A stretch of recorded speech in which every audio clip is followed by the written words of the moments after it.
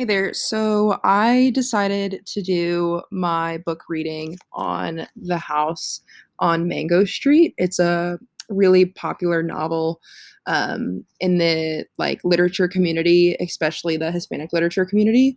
And it's written by Sandra Cisneros, which is a Latina author. And if you don't know, I teach Spanish in Bullitt County. And the overview of this book is it's about this girl. Her name is Esperanza, and her family just moved to this house on Mango Street. And it's all about her growing up and finding out who she really is and how she identifies herself. And so I believe, this is really important because she's a Latina going into a new city in the United States, and it's about how she's growing up herself. And um, this is something that the students would really be able to connect to as well. Um, but the other thing that I really liked about this book was that it's broken up into small chapters. So, for example, um, oh my goodness, now I can't find an example that's on 2 pages. Well, anyways, they're usually really short. So, this is an entire chapter. Most of them are only a page to 2 pages, so it's a quick read. And the way that my PLC has arranged things is everything is very language based rather than, and there's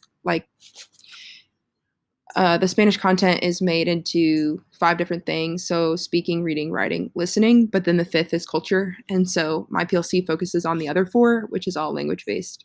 And I've been trying to implement more culture in different ways because, that is a different way to learn a language and connect with the meaning behind a language as well. And so, the way my PLC has things out is everything that they learned lasts a week. So Monday to Friday, they take a quiz on something. And they have time to study, take the quiz. And then afterwards, my PLC, they start right into the next lesson. But I usually do culture afterwards. So I can see myself using this where they read 1 to 2 chapters and I give them, something to fill out while they're doing it. So that way they are reading it. But what I really see myself doing is, analyzing the text, seeing what it's like for a Latina to grow up in the United States, understanding identity and how identity relates to your heritage and your language, I think is really important. And my end goal would be for them to write their own mini chapter. So once again, they are really, really short chapters.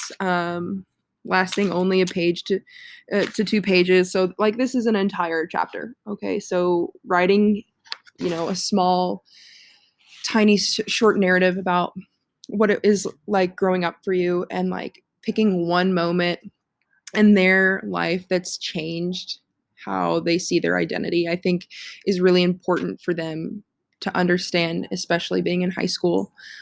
I could also see myself pairing up with the English department and doing this. So maybe my role in this was, to be being the person where they research Sandra Cisneros and talking about the cultural side, while the English teacher's doing more of the symbolism and things like that.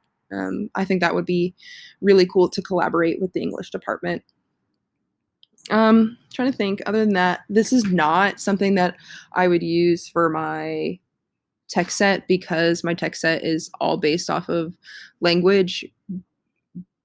But I do really want to use this. And in my classroom, I have about 50 of these. I was searching the library and they had an entire class set that they were going to throw away. And so I found an entire class set plus more. And so now I have about 50. So I do have these on hand and they're really easy to find on the internet. Small chapters to find on the internet too if I wanted to post them to Google Classroom. So that's why I chose The House on Mango Street. If you have any questions, you can email me. All right.